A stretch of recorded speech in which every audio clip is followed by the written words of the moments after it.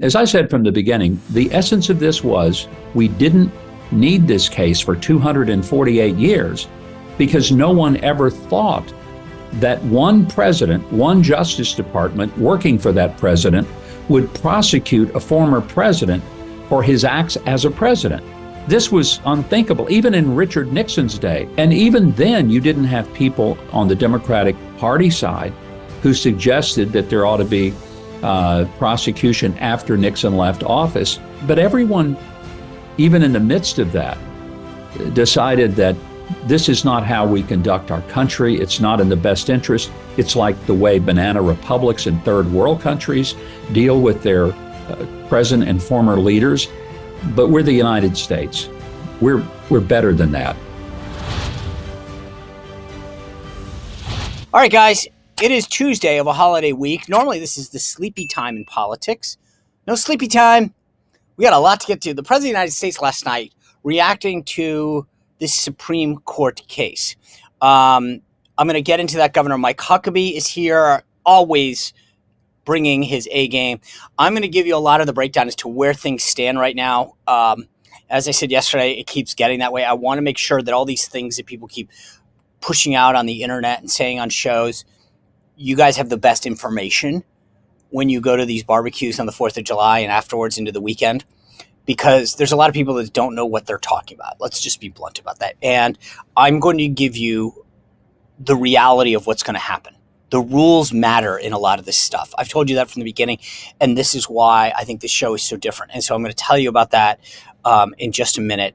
It is unbelievable how this thing has come down. Before that, I want to tell you about one of our great sponsors, one of our great individuals, Leo Grillo from Delta Rescue.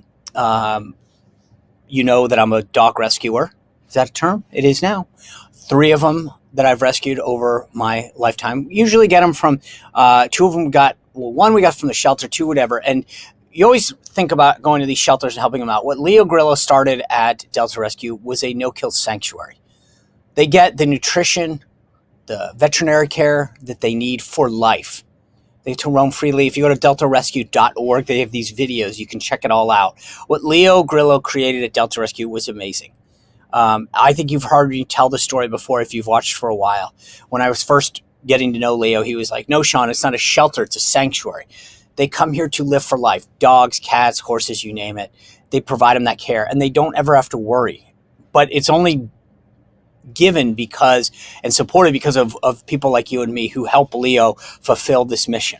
And when you go to deltarescue.org, you can see the buttons to help contribute. That's what keeps this going, is our contributions, $100, $1,000, whatever you can support, makes sure that Leo can keep doing this. More importantly, there's an estate tab there. And if you want to make Delta Rescue and loving animals and giving them a place for life part of your legacy and your estate, please go to the estate planning kit and just think about that. Is this part of what you want your legacy to be, to help Leo fulfill this when we're all gone for generations and decades to come? Go to deltarescue.org, check out the videos, please think about contributing, and then more importantly, really think about whether or not you can make this part of your estate going forward in your legacy. Thank you for your consideration. All right, I want to talk about some big news that came out. First of all, before I get to that, I've been telling you about my documentary, Front Row Joes, the inside look at the backbone of the MAGA movement. If you go to salemnow.com, you can check out Front Row Joes. Perfect thing to see this weekend. And even if you have a Trump hater in your family, you get to see what it's like to be part of the Trump movement, who these people are, what makes them tick, why do they go to rally after rally. Sat down with President Trump at Mar-a-Lago. That's part of it. Steve Bannon, who just reported for jail, he's in it. Marjorie Taylor Greene, she's in it.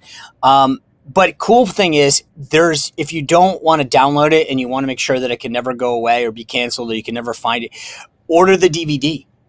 A lot of people are ordering the DVD. It was funny when I was making this, the folks said to me, trust me, Sean, you need to have a DVD because you never know when it's just going to go away, that it's going to get canceled or someone's going to come after you. And the DVD is a way that you don't have to worry about some big tech firm going after somebody or someone getting sued or whatever. So think about ordering the DVD as a gift. Maybe think about it for Christmas. There's only a limited run available. So if you want that to give to somebody, do it now. Go to salemnow.com. Anyway, big news last night that I've been telling you about how they're going to move the nomination up. Well, guess what? Now they're going to move it up even further. Bloomberg is reporting July 21st that they might nominate Biden virtually. Look, they're circling the wagons. They're making it clear. Stop talking about replacing him. We're locking this in. No more dissent from you, the elected officials, you, the pundits, and you, the media. We're locking it in. Here's the deal. Jill's on Vogue. This is the real deal, right? Hunter said we're not going anywhere. Jill said we're not going anywhere. My yes men, Ron Klain, Bruce Ricchetti, Steve Ricchetti, Mike Donilon, Bruce Reed. The word's out. Joe's not going anywhere. Lock it in. It's like one of those game shows. Lock it in. We're moving that nomination up virtually. No one's going to get it. I want to show you, though, what Scott Jennings of CNN said last night about this whole scenario, because I think he encapsulated it perfectly. Take a look. Joe Biden, after cannonballing into an empty swimming pool on Thursday night, came out tonight and spoke for 4 minutes off of a teleprompter. He's good for 4 minutes today, as long as somebody else wrote it. After having this completely tone-deaf sort of announcement coming out of this meeting that you wrote about with his family this weekend, where his son, the notorious influence peddler and crack addict, Hunter Biden, says, you got to keep going. Also, they were hanging out with Annie Leibovich, the photographer, which I wasn't even aware she was taking mugshots now. This entire thing since Thursday has been one tone-deaf political disaster after another. Tonight, he comes out and attacks the Supreme Court and says, oh, the president can now do whatever he wants. The same guy, by the way, whose centerpiece of his speeches is, the Supreme Court tried to stop me. They blocked me, but they'll never stop me on student loans. I don't know what they are doing because they don't know what they're doing, and no one in America knows what they're doing, and that's why Donald Trump's beating his brains in right now. Boom. That's it in a nutshell, folks. That's exactly what's happening.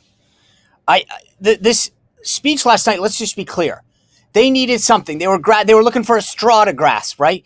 They would have read the Macy's sale circular last night. They needed something to pivot to. Tonight, bed sheets on sale, towels, $9.99. They would have read anything last night to pivot away from that debate disaster. They needed something to talk about. Hey, let's talk about the court. Scott Jennings is right. This is a White House that's defied the Supreme Court, that talks about how they're going to go around them. And now suddenly they care about them? What is going on here? How insane is this?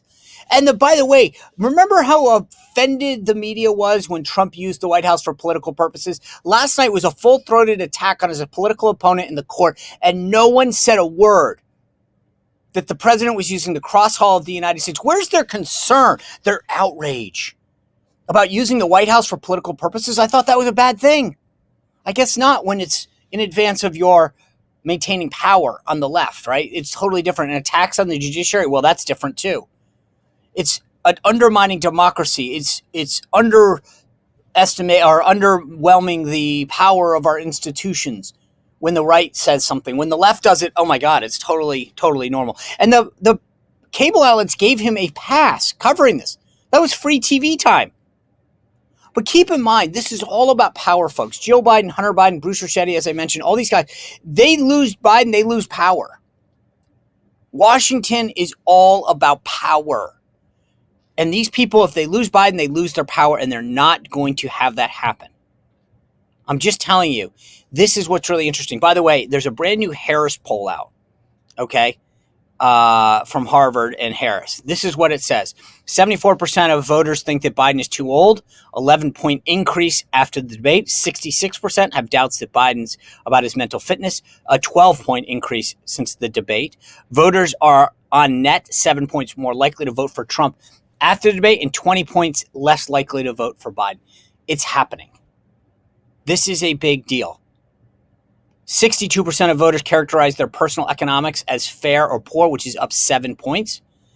52% of voters say their personal financial situation is getting worse. Trump leads Biden by 4 points, down 2 points from last month, but we'll see.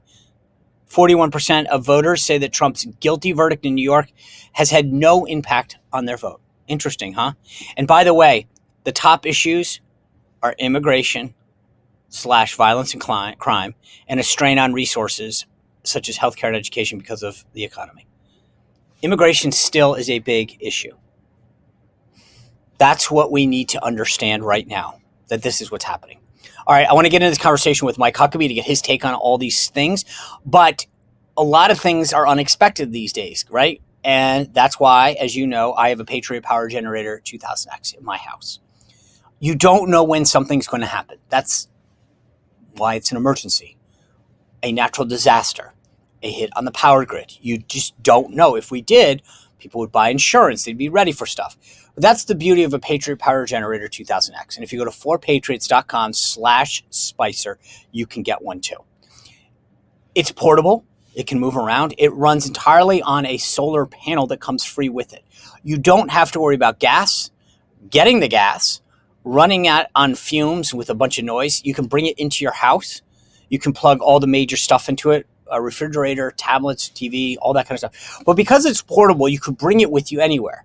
Now, maybe you don't even need an emergency. You want to take it somewhere. That's cool too. But if in a time of emergency, it's not just you. Maybe it's your family, your friends. And think about those big gas ones. You're not just throwing that in your car and driving that over to your mom's house. Not going to happen. With the Patriot Power Generator 2000X, you can literally just lift it off the counter, put it in your front seat of your car, and drive it over. So it's good for you. It's good for your family. It's good for your friends and loved ones. Trust me when I tell you that you are going to want a Patriot Power Generator 2000X in times of emergency. Go to 4patriots.com/Spicer. Can't get this right today. And get yours today. 4patriots.com/Spicer. All right, let's get into it with Governor Mike Huckabee. Governor, always good to see you. I wanted to start with the case, and then I wanted to start with the debate. Let's just start with this case, because we'll back into the debate for a moment, and then I want to talk about I want to talk case, then Biden last night, then the debate. So let's take it in that order. The case, to me, as a non-lawyer, the reaction was mind-boggling. Because maybe I just don't get it, but it seemed like a very common sense decision that the court made yesterday on presidential immunity. Yet when you hear the Dems and the media talk, it sounds like, it's game over for the United States. Well, it was a hysterical reaction. It reminded me of the scene in Godfather 2 where Michael says to Kay, you're hysterical. You're hysterical. I wanted to say that to the Dems and even to Joe Biden last night, whose performance was embarrassing. He knows better. They all know better. This should have been a 9-0 decision. The reason we haven't had a case before the Supreme Court on presidential immunity since the time of George Washington is very simple. We didn't need one. We didn't need one because there's always been the assumption that you cannot go after and prosecute a former president because he took actions that someone might decide were not proper. A great example would be, people have talked about this, when Barack Obama ordered a drone strike on an American citizen, killing the people. Well, should he be prosecuted for that? Should George W. Bush and Dick Cheney be prosecuted for war crimes? A lot of Democrats back in the day thought so. There's not a president who's ever served that didn't have someone who thought that his actions crossed the line. Well, presidents make tough decisions. Those decisions in the rearview mirror sometimes look differently than they do on the night that they're made. And you just can't have every president pulling punches, being afraid to make decisions.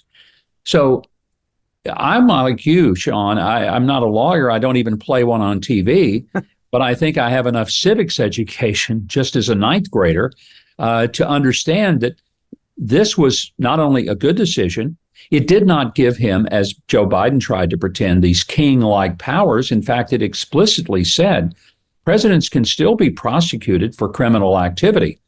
They can be prosecuted for the things they did on a personal level, not presidential.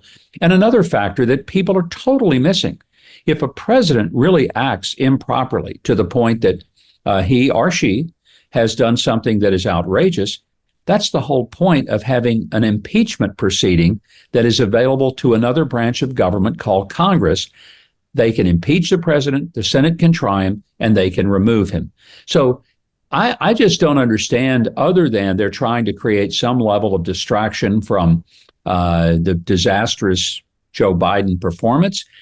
And they hate Trump so much that the thought that he might win a victory in court, as any other citizen is entitled to do, makes them gag.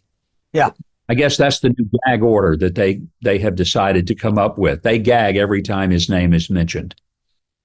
But it literally is. It's about Trump. Let me ask you this: as governor, as lieutenant governor, I mean, do you have immunity? Can someone come back and say, "I don't like a decision that Governor Huckabee made in Arkansas, and I'm going to come after him"? Like, are you protected? Yeah, I mean, I think every governor Right. of all states would be, because you make decisions, some of which are irrevocable. The decision to carry out the death penalty, for example, is the one that I always said is the most weighted decision we ever make as governors, because I can't fix it. You know, if I carry it out and then 10 years later somebody says, well, turns out that guy really wasn't guilty, what are you going to do to me? I mean, I'm going to feel awful. That's why I took every one of those cases very seriously. But you can't go prosecute the governor because he was acting based on the information that he had at the moment. Decisions that one makes have to be made in a great sense of gravity. But yeah, you can't prosecute after the fact, particularly after the person's term is over, because you had somebody who just hated his guts and decided this is one way to ruin his life. You know, the funny thing is, I like I said, I don't know why. I'm watching going, government employees have this, police have this, governors, as you point out. Like, to me, this was a no-brainer. It was like, you're absolutely right. We just had never tested it before. So it was like, okay, we might as well fill in that blank that's never had to be filled in. But the broader point that you're making about this should have been 9-3. Yeah. One of the biggest things that upset me was Justice Sotomayor, when she wrote in her dissent, now a president, and this is what she said, can call on SEAL Team 6 to kill a political opponent. The thing that upset me about this was that she dragged the military into this, right? And it is, the military will not execute an unlawful order. And for all this talk, Governor, about undermining public institutions and democracy at stake, that's misinformation. SEAL Team 6, any particular unit, a brigade, an individual unit member, will not execute an unlawful order. And if the president of the United States said something like, go kill my political opponent, they would say, sir, respectfully, that is not a lawful order. I will not execute it. And I was outraged that the left got to perpetrate that level of misinformation and no one fact-checked them. Yeah, fact-checking only happens to Republicans, though, Sean, as you well know. I appreciate that perspective because as a military officer yourself, you certainly know how ridiculous that claim was by Sotomayor. I just found it shocking that she even brought that up, as if that is a real thing, as if a president could make such an order and that the people around him wouldn't gang tackle him in the Oval Office, call for the men in the white coats and say, hey, we've got one that's flown over the cuckoo's nest here. Those things, I mean, it's an outrageous kind of allegation to make by a Supreme Court justice. But so was her comment that, I fear for democracy. Well, I fear for democracy because of decisions and dissents like hers, which clearly missed the point. And as I said from the beginning, the essence of this was we didn't need this case for 248 years because no one ever thought that one president, one Justice Department working for that president would prosecute a former president for his acts as a president. This was unthinkable, even in Richard Nixon's day. I lived through all of that. I was a voter during even that period of time. And even then, you didn't have people on the Democratic Party side who suggested that there ought to be prosecution after Nixon left office. It was sort of like, okay, it's over. And of course, Gerald Ford pardoned him, so there was no potential for it. But everyone, even in the midst of that, decided that this is not how we conduct our country. It's not in the best interest. It's like the way banana republics in third world countries deal with their present and former leaders. But we're the United States. We're better than that. And I thought we were until yesterday when I heard some of these Democrats and media people and watched their heads explode.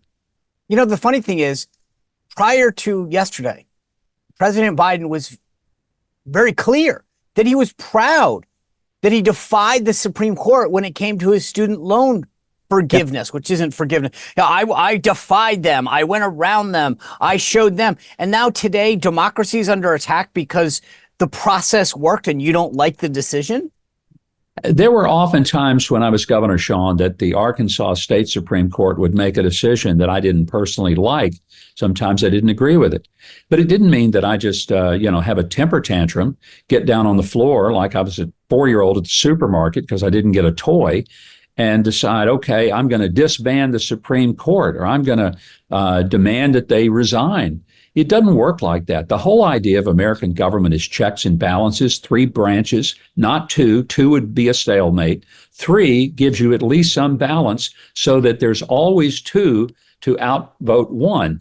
And it was brilliant on the part of our founders. I think sometimes we need to step back, look at how this country was designed, and say, God, thank you for the genius and the wisdom of these individuals who understood the value of a trinity of power, so that there really was a check and balance system, and there was separation of powers. There was equality of powers. It's not that one is more powerful than the other, but there was also this sense in which if one is out of control, the other 2 can correct it. That's the genius of America. I just sometimes marvel in it. And I wish that more people could see that part of America rather than just say, my guy got beat. I'm angry. I don't care what happens to the system. Let's destroy the system. Let's get rid of it, because there was a decision coming out of it, whether it was the executive, legislative, or judicial branch that I didn't like. So let's burn the whole thing down. That's the mark of a child. It's petulant, but it's dangerous. Yeah. And for all their talk, our side actually, we might utilize the tools of government, but we follow them. They're like, today, AOC is talking about impeaching the justices. Senator Tina Smith from Minnesota is talking about expanding the court. When they don't get a decision, they want to change exactly what you're saying. But I want to pivot to the response last night. I get it, but I want to hear your take. What did you think about not only the response, but the why, right? I have my theories as to why they did what they did last night. But what did you think about how the president responded last night? I thought it was bizarre. I honestly felt, obviously he didn't write it, and he didn't know what he was saying. He was reading off the teleprompter. He didn't take. End of quote. Here's what she said. She said, in every use of official power, the president is now a king above the law. With fear for our democracy, I dissent. End of quote. So should the American people dissent. I dissent. May God bless you all, and may God help preserve our democracy. Yes, I mean, he just simply did it. I've often said, Sean, that to me, the greatest political prank in all of American history would be one I'd like to pull off, and that is to be able to hack into his teleprompter, because he is Ron Burgundy from Anchorman. Whatever is on the screen, he reads. Whether it's the stage prompts, doesn't matter. Can you imagine the fun we could have hacking into his prompter and just putting stuff up there, and he would read every bit of it? It would be beyond entertaining. Of course, the sad thing is, even when it is up there, he struggles reading it. But my reaction to last night was he came across not only as angry and unhinged, but he came across not as a president and a leader who said, sometimes the Supreme Court makes decisions that we don't always agree with, but we have to respect those decisions, and we do respect those decisions even when we don't agree. That's the role of a president, to remind America of the separation of powers and the value of those branches of government. He didn't do that. It was a political speech. It was a partisan political speech, and it was a TDS, Trump derangement syndrome speech. It goes back to something that you said a few minutes ago that I was thinking about. They were so, I don't even think that they really are upset about the decision and democracy and all that. This goes back to what you said a minute ago about getting Trump, right? They were so convinced that, they've tried to get him off the ballot. They've tried to throw all these cases at him. that to them, this was like, okay, don't worry, Jack Smith has got us. The court's going to say that he doesn't have this. And then because this is all the moniker they want for the next 5 months, Trump's a convicted felon. He's facing this many more cases. And the more the rulings come in his favor, it undermines their talking points for the next 5 months. And I think what was more disappointing to them last night was that the court took a political arrow out of their quiver. That's a great way to put it. I look at it a lot like I'm watching a Roadrunner cartoon. Wile E. Coyote tries everything imaginable in his arsenal, and he goes to the Acme store and he gets rockets and he gets bombs and he gets ropes and he gets everything possible because he's going to catch the Roadrunner. And every single time the bomb blows up in Wile E. Coyote's face and the Roadrunner zips past and goes beep, beep. Donald Trump goes past these guys and goes beep, beep time after time. He's like the Harry Houdini of politicians in getting through this stuff. The amazing thing is his resilience. I just marvel at it. Sean, I don't know of anyone in the world of politics who could go through what he's gone through prior to his being elected, getting elected, serving, and after his election and running again, hammered constantly, who would still wake up and answer the bell. So when people ask me, how come you keep supporting Donald Trump? Isn't there someone better? I'm thinking, honestly, I don't know of anybody more resilient, more capable of fighting back and standing up for the things that matter to me than I've seen him do. So yeah, I love it. And also, you're right. I mean, he just doesn't cave. And so many people that I've respected, don't get me wrong, in politics, when faced with a tough decision, sometimes that even might be like the way he stood by Kavanaugh or whatever. He sort of, like, he is who he is. He stands by what he stands by. And I think most politicians would say, all right, forget it. It's tough. I'm getting a lot of backlash. And frankly, I dealt with this a lot when I was there. I know Sarah dealt with this, where you're like, the easy PR thing is to get the heck out of here, right, whatever that is. But he was like, no, I'm fighting for it. I want to talk to you about the fallout from the debate. I've made it very clear. I think Biden's the nominee. I think blah, blah, blah. Okay, I don't want to relitigate that. But there's a lot of discussion about people trying to talk to him and tell him the way forward.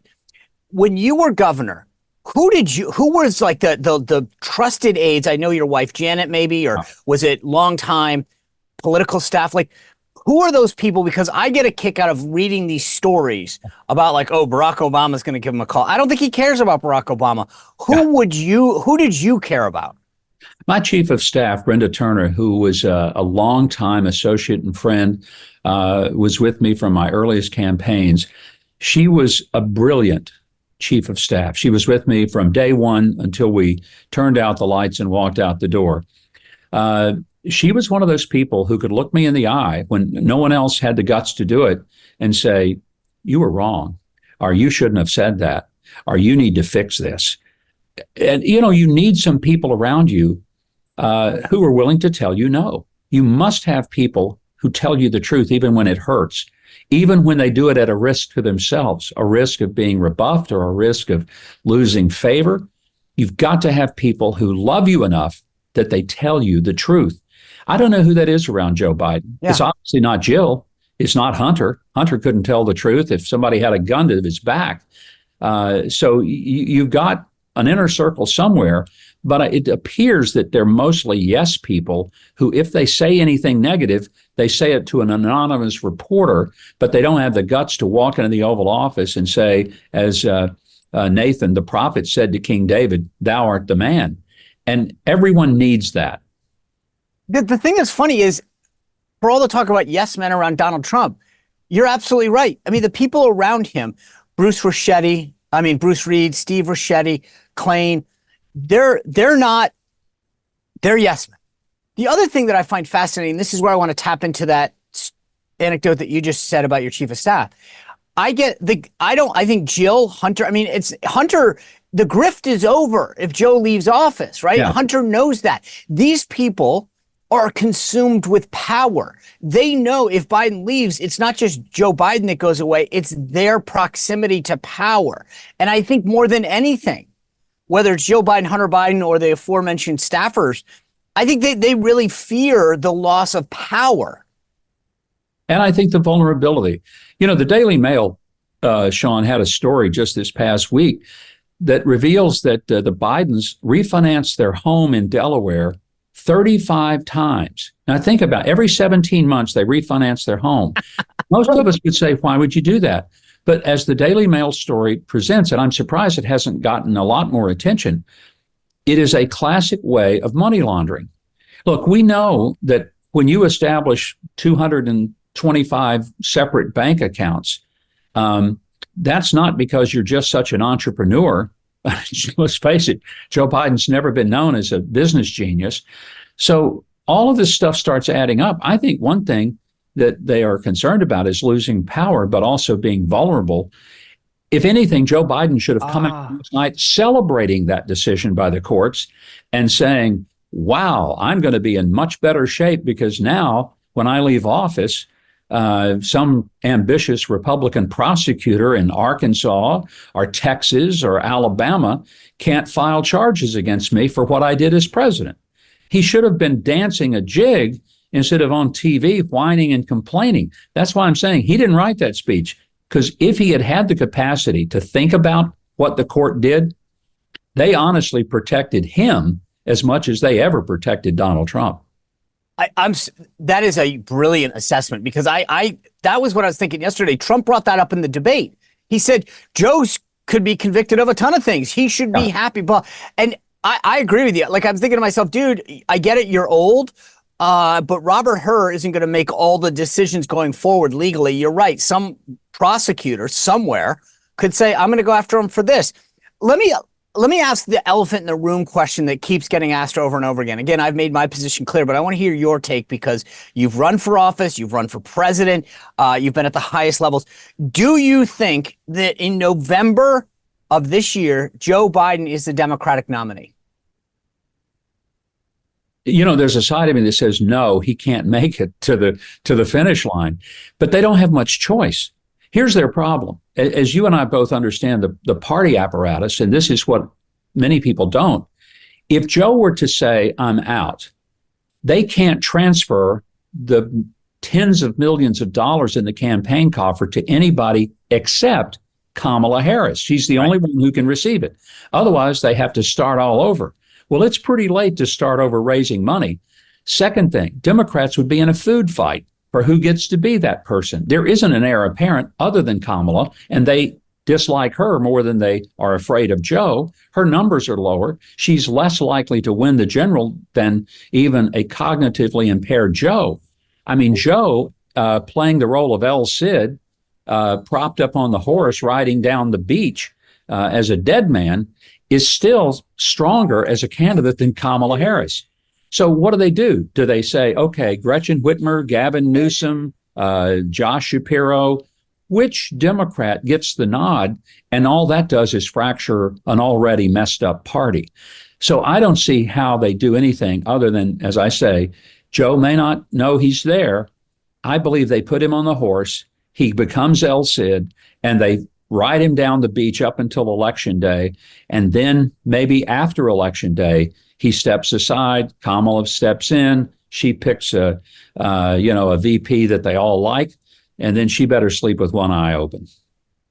So that's kind of my working new theory that I don't think this is good. My sort of how could it happen theory is that, well, first of all, it's funny. The story last night, I've been talking about this on the show for weeks. They've always been saying they're going to move up the nomination, the roll call, because the geniuses at the Biden campaign don't own a calendar and they couldn't figure out when the Ohio ballot was. So they're going to virtually roll call. But now last night they said we may move that up to July 21st. They're locking this thing down. I mean, they're like, just so we're clear, we're going to make sure that he's on the ballot. And that to me was a sure sign that was the bat signal going out saying, guys, don't talk about this anymore. He's going to be the nominee. We're going to move it up. We're going to lock it in. And then you're going to have to suck it up. I think you're right. I think that's exactly what's happening, because the Biden people are, they're sort of like Charlton Heston said back 30 years ago. He said, you can have my gun when you pry it from my cold, dead fingers. And I think Jill Biden is basically saying, you can have the silverware at the White House when you pry it from my cold, dead fingers. These folks aren't going anywhere. They're locked down.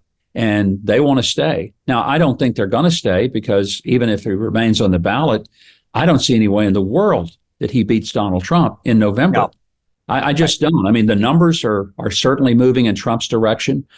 Constituencies that normally wouldn't vote for Trump are now coming his way. And I will say, I think President Trump has really exhibited a level of discipline on message that we've never seen in him. You know, he's sticking to really what makes America great again. He's not relitigating the 2020 election like he was for such a long time. People don't care about that. We know there's nothing we do about it other than make sure this one is for real and that it's legit from top to bottom. And he's talking about things people care about: the border, crime, our position in the world, energy independence, inflation, things that are killing people at the gas pump and the grocery stores. And when he talks about that, and when he does it in his rollicking, wonderful, sometimes sarcastic, but incredibly funny way, it totally confounds the press and the left because they don't understand. When you're listening to Donald Trump, you're listening to a guy who is as much a showman as he is a policy expert. He's going to have a good time, and he rallies an audience. That's why 50,000 people come out to hear him when he speaks, because they're going to have a good time. They're going to have fun. But once in that office, when he makes a decision about deregulating business, he's dead serious. When he makes a decision about cutting taxes and opening up our economy, bringing business back home and manufacturing back, he's dead serious. When he looks at President Xi of China and he says, by the way, I just slipped away from dessert because I bombed Syria right now. Don't you ever try something on me, pal. He's dead serious. When he looks at the NATO leaders right in their faces, this was just wonderful. When he looked at them to their face and said, you're a bunch of deadbeats. If you don't start paying, we're out of here. They started paying. That's why, as people understand that, they'll realize that Donald Trump is frankly a president that they should hope and pray is elected in November. All right. So let me throw you one more scenario, and then I want to talk VPs quickly with you. Okay. Here's my new scenario. Tell me how nuts this is. He gets the nomination. They virtually confirm him, and they lock it in. And then this goes back to your point about the campaign finance issue, which is brilliant because it cannot be overstated. They have $200+ million in the bank. Starting from zero is a non-starter, although I do believe the Democrats will always find some loophole that they will immediately take advantage of. Yeah. That being said, he basically says they start seeing the polls. Swing states become unattainable for him in September. He says, I'm going to step down. Maybe he even steps down from the presidency and makes Kamala the president. I don't know. That might be a bridge too far. He makes her the nominee. She picks Gretchen Whitmer from Michigan and suddenly says, here's the Hail Mary pass. I become VP. I become the nominee. I pick a governor from a swing state. What do you think of that? Crazy or not? No, I don't think it's crazy. I think Kamala Harris and Gretchen Whitmer are both crazy, but your idea of them being on a ticket together would make sense for a Democratic Party that even gives voice to the people who support Hamas over Israel. This is a crazy party these days. This is not the Democrat Party that I ran against in the 90s. This is not our grandfather's Democrat Party or my father's Democrat Party. I always say, I was the first Republican in my family. I became a Republican as a teenager. My own family, I've said many times, I'm not sure they even voted for me. They were all Democrats. I'm kidding. I think they did, at least some of them. Some of them. But this is not the party that once was a little different than Republicans, and there were some nuances between, but people could recognize sanity in both parties. I don't see sanity in the Democrat Party when they don't know what a woman is, right, and they appoint a Supreme Court justice who says, gee, I'm not a biologist. I'm thinking, then it's not just you shouldn't be on the Supreme Court. We really don't need you even administering something as simple as a driver's license, because if you don't know the difference, then you got some issues. So, by the way, I just wrote the ad in my head as you were talking. I wrote the ad: Kamala Harris crazy, Gretchen Whitmer crazy, Harris Whitmer crazy together. I was like, I mean, it's Thelma and Louise and the convertible. I know, Man. crazy together. Harris, Whitmer, 2024. Let me end this with you on Trump's VP. I want to know who and when. Who do you think he should nominate? Like, who do you think would be the best fit for him, and when? Because I think that I've said this before. He just stay out of the way right now. Let Biden dominate headlines, but he's got a July 11th sentencing coming up from the court in New York, and then the convention starts on that following Monday. Who and when, in your opinion? I think the later the better. If he doesn't do it before the convention, I think it's fine. You know, McCain waited till just the weekend before the convention started. Of course, his was for different reasons. He couldn't get anybody to go along with him for Joe Lieberman because that's who he wanted, and he tried so hard to get people to say, yeah, that'd be great. But I don't see any reason President Trump's got to pick somebody and announce it. There's plenty of time for him. He needs to be comfortable with the choice. But let's be realistic. I don't care who it is. It's not going to swing the election one way or the other. People are going to vote for or against Donald Trump. The VP choice, I don't know, maybe could ameliorate some concerns people have of Trump, but I doubt it. Because Trump, I do, but I do think that, look, here's what I'll say. For a lot of these fence sitters who need something inside of them they know that they can't vote for Biden. I don't think VPs matter. I've always said that. I agree with you 100%, but I think they're looking for something out there to say, okay, I didn't vote for Trump. I voted for fill in the blank, right? They just need some excuse. McCain, by picking, I think gave that to a lot of people who didn't like him and said, fine, I'm voting for Sarah Palin. Yeah, that's a good point. Good point. And it's not that they weren't. Right. So that's where I think that the pollsters sometimes get this wrong. It's like, I probably was going to vote for McCain if I had to get in there and pull the lever. I just needed something to ease my conscience. And I was looking for anything. I was like looking for a sign from God or like a penny on the ground. And like, that's my lucky penny. I have to vote for McCain. I needed something. And so I think that's maybe what the VP for these people who are bedwetters in some states that know that the right thing to do is vote for Trump, but they need a reason. And that's the only thing. So do you have a dog in the fight or no? Not really. I would say not Nikki Haley. That's a non-starter. And I'm serious. I know there are people saying, oh, that would be brilliant. It would be a disaster. Yes. A disaster. Can't be her. And I don't think it would be. And I don't think he's considering her. I think Tim Scott's a great guy.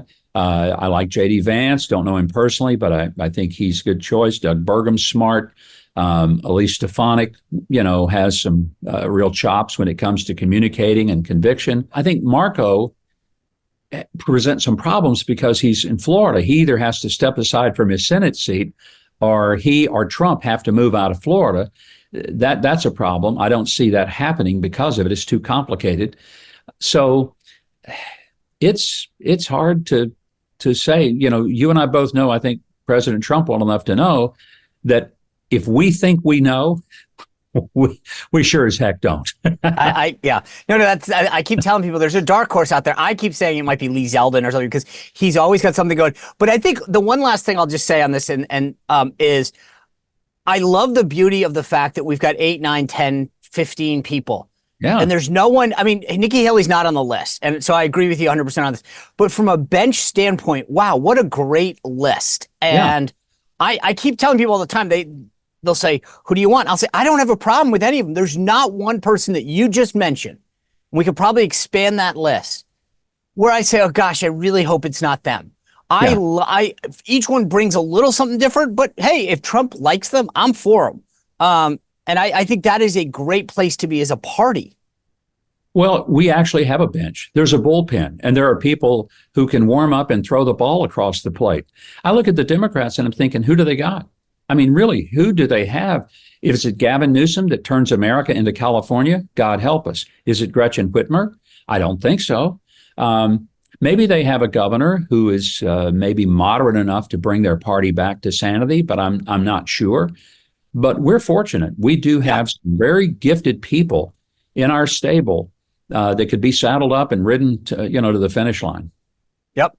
Governor Mike Huckabee, always appreciate it. I want to wish you and your family a very happy and safe 4th of July. Thank you for joining us and always sharing your political wisdom with us. Well, Sean, always love getting to visit with you, and happy 4th to you and your family as well. Thank you. Thank you so much. What a great conversation with Governor Huckabee. Tomorrow, we've got another great conversation coming your way. A lot to unpack the rest of this week. Thanks for joining us. Continue to subscribe on YouTube, Rumble, Apple Podcasts, Spotify, iHeartRadio. Hit that notification button because you never know when we're going to go live, and get that new documentary that I've been telling you about, Trump's Front Row Joes, at salemnow.com. We'll see you back here tomorrow. Well, if you enjoyed this content, make sure to like this video, subscribe, and click the notification bell to get more.